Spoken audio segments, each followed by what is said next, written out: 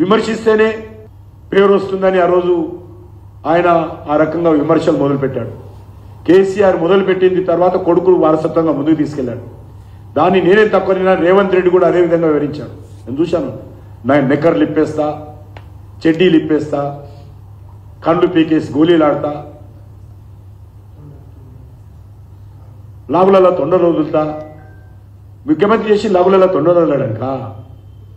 రేవంత్ రెడ్డి ముఖ్యమంత్రి చేసింది కండ్లు పీకి గోళీలాడడానిక? ఈరోజు ముఖ్యమంత్రి మాజీ ముఖ్యమంత్రి కొడుకైతే అదుపులేదు ఆయన కూడా. కాబట్టి రెండు పార్టీలు కూడా ఈ రకమైనటువంటి భాషతో తెలంగాణ రాష్ట్ర రాజకీయాలను దిగజారుస్తా ఉన్నారు. కాబట్టి తెలంగాణ సమాజము ఈ రెండు పార్టీలను బహిష్కరించాల్సినటువంటి సమయం వచ్చింది. ఈ రెండు పార్టీలకు బుద్ధి చెప్పాల్సిన అవసరం వచ్చింది. మీడియా కూడా ఈ రెండు పార్టీలను బహిష్కరించాలి. ఈ రెండు పార్టీలు కూడా తాము చేసినటువంటి మాటలకు వ్యవహరిస్తున్నటువంటి తీరుకు ముక్కుకు నేలకు రాసి తప్పైందని భాగ్యలక్ష్మి టెంపుల్ దగ్గర క్షమాపణలు కోరేంత వరకు కూడా ఎవరు కూడా వీళ్ళకు పతాక శీర్షికలు మీరు బంద్ చేస్తే